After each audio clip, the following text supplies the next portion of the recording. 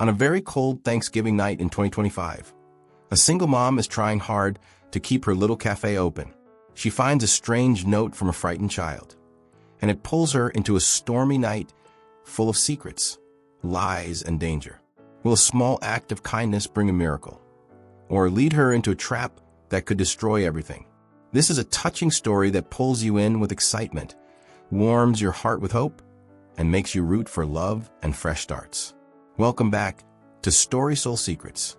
This is the place where we share gentle, moving stories about hidden kindness, small acts of love, and long, hard journeys to make things right.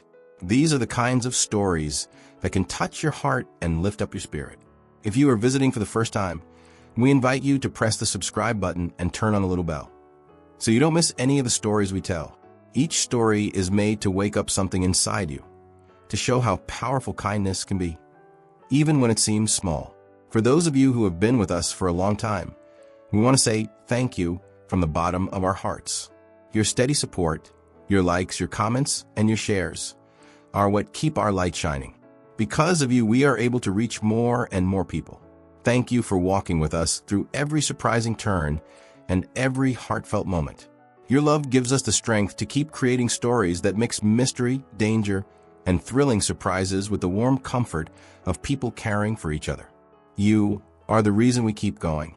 Today's story is called Single Mom Found a Child's Note in Her Cafe's Tip Jar on Thanksgiving. What it said changed your life.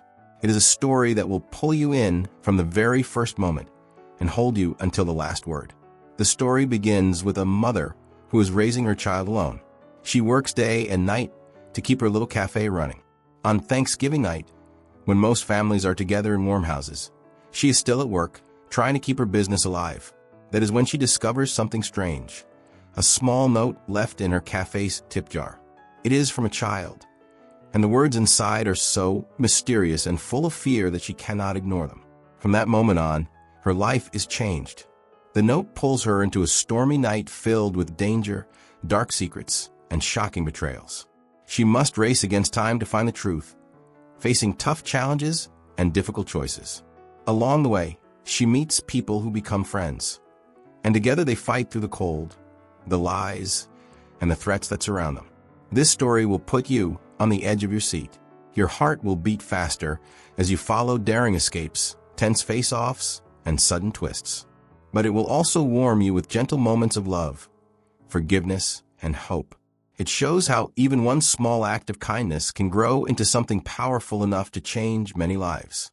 By the end, you may find yourself thinking about your own life, about what kindness means to you, about how forgiveness can heal wounds, and about how every new day can be a chance to begin again. We hope this story leaves you touched, inspired, and ready for more of the thrilling yet heartwarming tales that make Story Soul Secrets so special. It was a freezing Thanksgiving evening in 2025. The wind howled outside like a ghost screaming, and the snow hit the ground like sharp little blades of ice. Inside her small-town cafe, Sarah Thompson, a single mom, stood behind the counter. She stared at the empty tables, her tears stinging and freezing on her cheeks. She had no idea that a small, wrinkled note dropped into her tip jar that night would pull her into a storm of secrets, danger, and life-changing surprises. That note would test her strength in ways she could never imagine. It could either save her life or destroy everything she had built. Sarah's life in Willow Creek was always like walking on a tightrope, balancing between a little hope and a lot of disaster. She was like the kind of character in a movie you cheer for, someone who keeps pushing forward even when the world feels against them. At 35 years old, she was strong but quiet.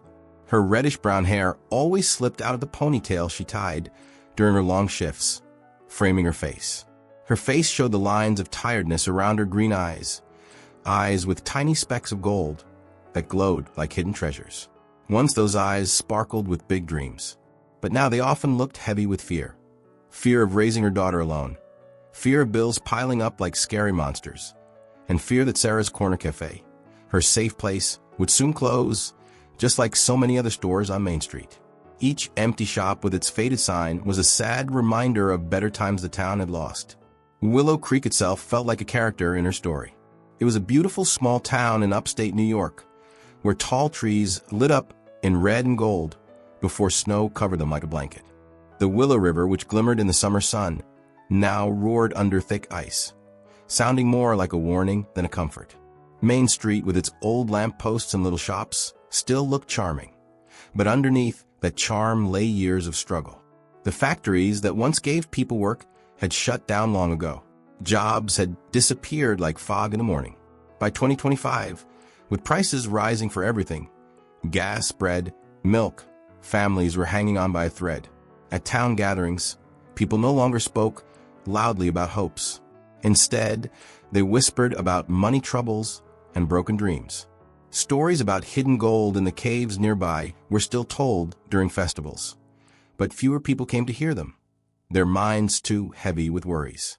In the middle of this town stood Sarah's Corner Café, a small, warm place that felt like a hug in the middle of the cold.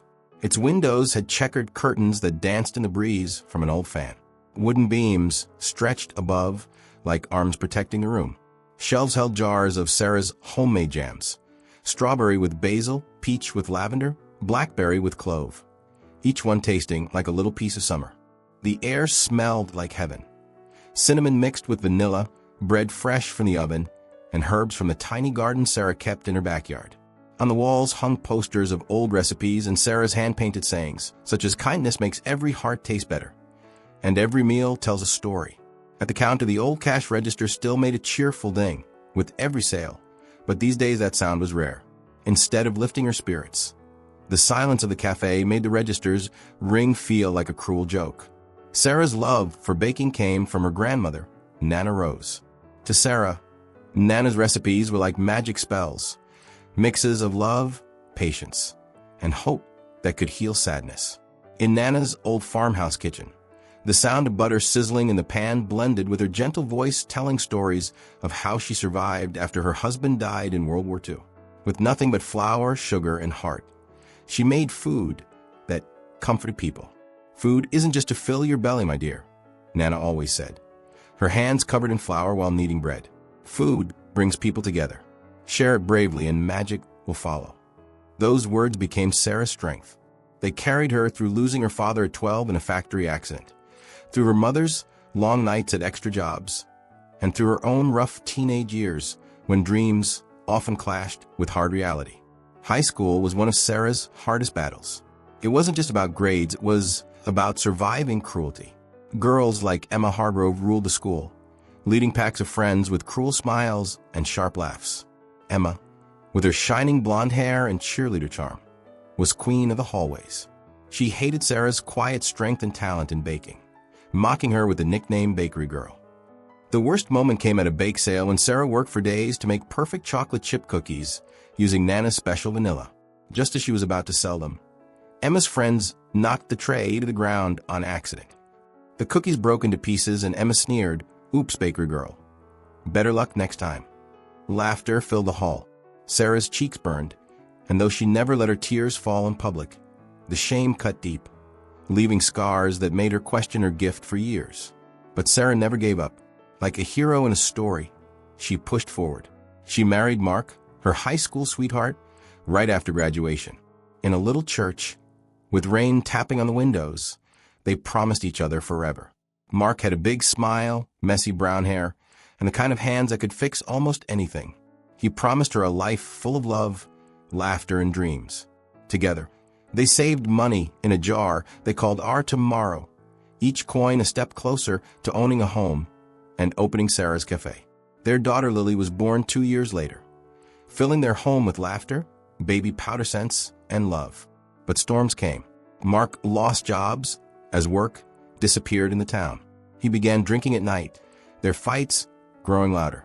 "You're always in that kitchen," he'd shout, anger boiling. One night, when Lily was only 6, Mark left. He took half their savings and walked out the door, leaving Sarah crying on the floor as morning light came. The Our Tomorrow jar, once filled with dreams, now sat empty, a painful reminder of broken promises. Yet Sarah rose again. With what little money she had and a loan she could barely afford, she bought an old diner on Main Street. Its broken sign felt as weary as she did. She painted the walls blue for peace, polished the wooden floors until her hands ached, and added a jukebox that played her Nana's favorite songs, Ella Fitzgerald, Billie Holiday, singing about love and hope. She renamed it Sarah's Corner Café, pouring her heart into every detail. The menu honored Nana Rose, warm apple pies with spice, turkey sandwiches with cranberry sauce that tasted like autumn, and soups cooked slow with herbs from her garden. Customers wrote notes on a wall of thanks, saying how her food gave them comfort on hard days. For a time, it felt like the cafe would survive. But then came 2025. Prices soared. Fewer people ate out. Tourists stopped visiting. Empty chairs and quiet days filled Sarah's cafe, and she began to wonder how much longer her dream could last. This Thanksgiving felt like a test, the kind of night that could change everything.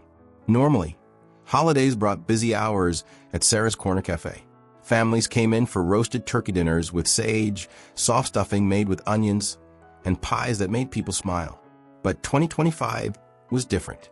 Prices were high, gas cost too much, and families stayed home, cooking simple meals together and sharing recipes online with tags like #CheapFeast. By noon, Sarah's sales were low, and the warmth of the cafe felt almost empty. Old Mr. Jenkins came in first, his face lined with sadness. He sipped his coffee slowly and spoke about the wife he had lost to cancer years ago. Her pecan pie was the best thing about Thanksgiving, he whispered, his eyes wet. A little later, Alice and Ben, a young couple, shared a plate of apple crisp. They kept their voices low, but Sarah overheard them talking about the money they were spending on fertility treatments and how it left nothing for anything else. Their dream of children was slipping away. Even a family of 4 came in, but they ate quickly and left without tipping, their faces filled with quiet shame, as if they wished they could do more. In the back room, Lily, Sarah's 8-year-old daughter, played. The space was filled with toys and bits of flour-dusted dough. She giggled as she drew turkeys wearing silly hats and families holding hands. Her laughter was a light in the dark, lifting the mood for a moment. "Mommy, can we put extra marshmallows in our hot chocolate feast?" she asked, stepping into the cafe with crayon smudges on her fingers, her pigtails bouncing and her bright eyes shining. "Of course, sweetie. It's our special night," Sarah said, forcing a smile though her heart ached. Their feast was only leftover food from the cafe, not the kind of holiday meal Sarah wished she could give her little girl. As she cleaned the counter, her thoughts spun in circles. Rent was due soon, food suppliers were asking for payments she couldn't cover, and the tip jar was almost empty. Memories flooded her. Her grandmother's funeral with its flowers and cakes, her ex-husband Mark walking away, and the cruel teasing in high school that still made her doubt herself. But somewhere deep inside, a small hope remained, like a quiet prayer waiting for an answer. At 7:30, the cafe bell jingled. It felt like the start of something big. A boy around 10 years old stepped inside. He looked small and lost, his coat worn thin and patched in places. His sneakers were soaked with snow, leaving wet tracks across the floor. His cheeks were red from the cold, and his brown eyes were wide with worry. Sarah's heart tightened as she wondered what kind of story this boy carried. "Hello there," Sarah said gently, kneeling to his level. "What can I get you on this cold Thanksgiving night?" "Hot chocolate, please, with marshmallows." His voice was quiet, and his eyes showed fear, like he wasn't sure she would say yes. "You got it," Sarah answered. She warmed the milk, stirred in cocoa, and added marshmallows that floated like snowy hills. When she placed the steaming mug in front of him, the boy pulled out coins, quarters, dimes, and pennies, and counted them carefully. It came to $2.50 exactly. He slid them across the counter. After one long sip, he glanced around the cafe, pulled a crumpled piece of paper from his pocket, dropped it into the tip jar, and hurried out the door. The bell rang again, sharp and heavy, like a warning. Sarah's curiosity burned. The jar held only a few bills. Mr. Jenkins had left a $5 note with the words "Keep Going" written on it. Sarah reached into the jar and unfolded the paper the boy left. The torn notebook page was written in blue crayon, the edges rough, the letters shaky and smudged by tears. "Please help. My mom is sick, and we have no food for Thanksgiving. She's too proud to ask.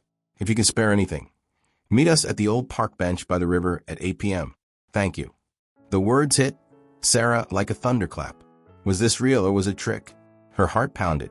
The clock showed 7:45, ticking like a countdown. She knew the park bench by the river. In daylight, it was a peaceful place for picnics. But at night, with snow and wind, it turned into something eerie.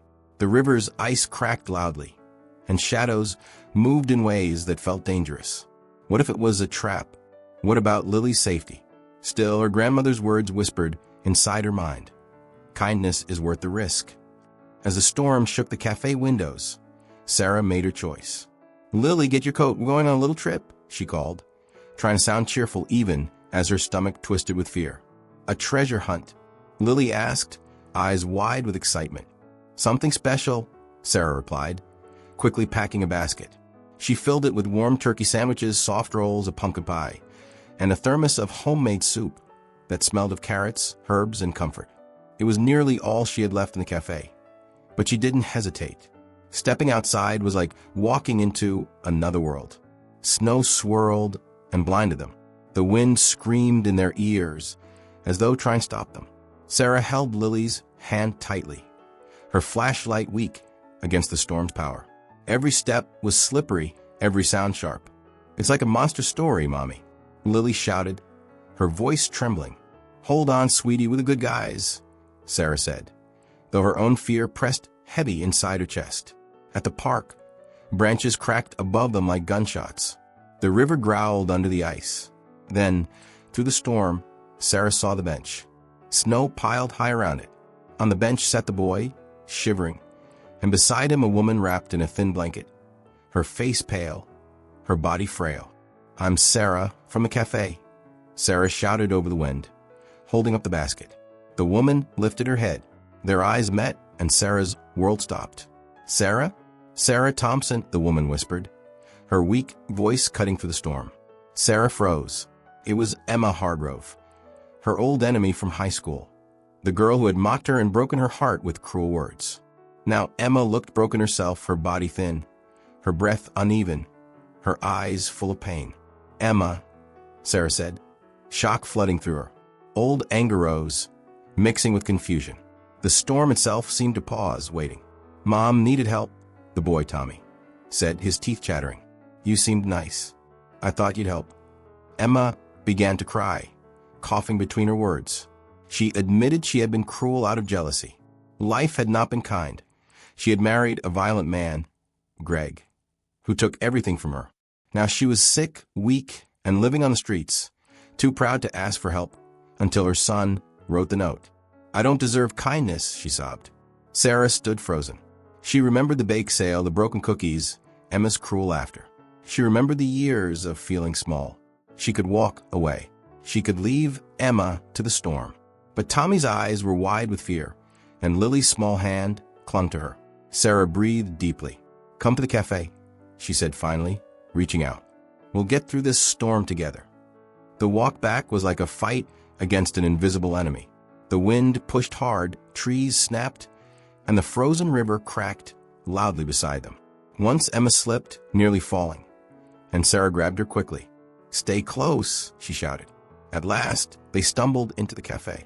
The warmth inside wrapped around them like a blanket. Sarah served food from the basket, warm sandwiches, soft rolls, sweet pie, steaming soup. For a while, only the sound of spoons filled the room. Then Emma began to speak again, apologizing for the past. "I was wrong. I was jealous. I'm sorry. Holding on to hate only hurts me," Sarah said softly. "Maybe it's time to forgive." Soon others arrived. Mr. Jenkins knocked on the door, surprised to see the lights still on. He joined them, sharing stories of his wife. Alice and Ben returned, saying they just wanted to feel hope. Mrs. Patel came with fresh naan and spices, saying, "Food is love." Even the mayor stopped in, along with Gus the mechanic, usually grumpy, but tonight softened. Together, they shared food, stories, laughter, and even tears. For the first time in months, the cafe felt alive like one big family. But peace didn't last. The phone rang. It was Mark, Sarah's ex. His voice was sharp. He had seen something online about the cafe's Thanksgiving gathering. "I'm coming back," he said coldly. "I want my share, and maybe my daughter too." Sarah hung up, her hand shaking. Fear settled deep in her chest. Then Emma grew weaker, collapsing to the floor. "She needs a doctor," Tommy cried. Without a thought, Sarah rushed her into the truck, driving through the heavy snow. The road was nearly invisible, the tires slipping, but she pressed forward, praying as sirens wailed in the distance. When she returned later, her heart dropped. The cafe was wrecked. Windows were shattered, coins scattered on the floor, and the word "faker" was painted across the door. A note was left: "Leave or else." Was this the work of Victor, the bitter cafe owner across town, or someone tied to Emma's cruel ex-husband, Greg? With Jake, the kind paramedic who had helped Emma at the hospital, Sarah started digging for answers. One night, they slipped quietly into Victor's office. There, among papers and ledgers, they found proof. Victor owed money, and worse, he was working with someone connected to Greg. The storm outside was fierce, but now Sarah knew the real danger was closer than she ever imagined. The trouble grew sharper one night when Mark came back. He pounded on the cafe door, so hard the windows shook. "You owe me," he shouted, his voice rough with anger. Inside, Lily hid under table, her little body trembling. Tommy grabbed a rolling pin from the counter, holding it like a sword, ready to defend the cafe. Neighbors heard the noise and rushed over with flashlights, cutting through the dark. Their voices called out firm and brave, standing behind Sarah. The police arrived, putting Mark in handcuffs as he cursed and fought. Before they took him away, he sneered at Sarah. "I've got another family now, another daughter." The words pierced her like a knife, the betrayal fresh all over again. Life slowly began to heal after that storm. Emma's health grew stronger, and she spent more time in the cafe. She showed Sarah cooking tricks she had learned over the years, adding lemon to soup for brightness. Folding dough gently so pies came out flakier. Their laughter rose above the clatter of pots and pans, turning old enemies into friends. But shadows lingered. Strange phone calls came, low voices warning Emma to leave town. One afternoon, a black car followed her through the streets. Fear pushed her into the alleys, running as her breath came short. Just when panic threatened to swallow her, Sarah and Jake appeared, pulling her to safety. Neighbors stepped out too, forming a line in the snow, flashlights and strong faces making it clear. Emma was no longer alone. At school, Lily and Tommy began something new. They started a kindness club, collecting good stories from classmates. They dreamed of sharing them in a book one day. But not everyone welcomed the idea. Ethan, a bully, mocked them the way Emma once mocked Sarah. He sneered, he pushed, he made fun. Then Tommy stood tall, telling Ethan about his mom, how she had changed, how kindness saved her. Ethan's tough mask cracked, and for the first time he listened. Soon he joined them, painting a mural on Main Street with the others. The mural showed Willow Creek's history, its river, its trees, its hardworking people. Emma's hidden art talent blossomed, her brush strokes adding beauty. But one morning, cruel red letters were splashed across the mural. Leave. The mystery of who was behind the threats grew deeper. Memories surfaced along the way, adding weight. Sarah thought of her grandmother teaching her to bake by candlelight while sharing ghost stories. Emma remembered winning a cooking contest, but hearing her father's harsh words afterward that broke her joy. These moments lived inside them, shaping their choices. You could almost feel the bite of the winter air outside, taste the sweetness of pie, smell the soup steaming, hear the wind howl at the windows. The winter festival brought another test. Sarah entered the baking contest, her cafe's reputation on the line. But Victor, jealous and bitter, secretly switched her sugar with salt. The first batch came out ruined. People laughed, whispering. But Sarah and Emma worked together, creating a new dessert with fresh ingredients. It won the crowd's hearts, and Victor's trick was revealed. The win felt like a movie moment, just as sweet as frosting. News of Sarah's kindness spread online. Donations began pouring in, but trouble followed. Scammers tried to steal the money. Jake uncovered their trail, finding links that led back to Greg's old friends. The danger was closer than anyone wanted to admit. Amid the storms, light bloomed. Sarah and Jake grew closer. One snowy evening, they walked by the river, flakes drifting down like feathers. They laughed, their hands brushing, their eyes soft with something new. Just as their lips touched for a first kiss, Emma grew suddenly ill again, collapsing nearby. The moment was broken, but Jake whispered, "Scary things can lead to good." Sarah's heart ached with fear, but also with a fragile, new hope. Then came the treasure hunt. While flipping through Nana Rose's old recipe book, Sarah found a folded map. Its markings hinted at hidden gold by the Willow River.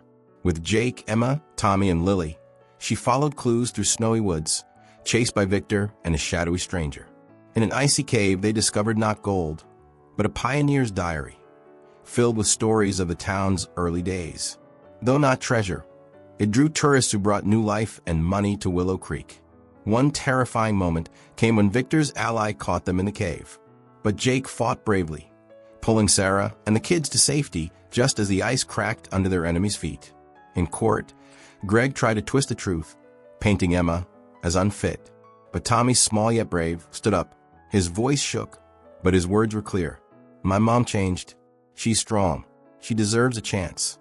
Neighbors sent letters, each one speaking of Emma's kindness and effort.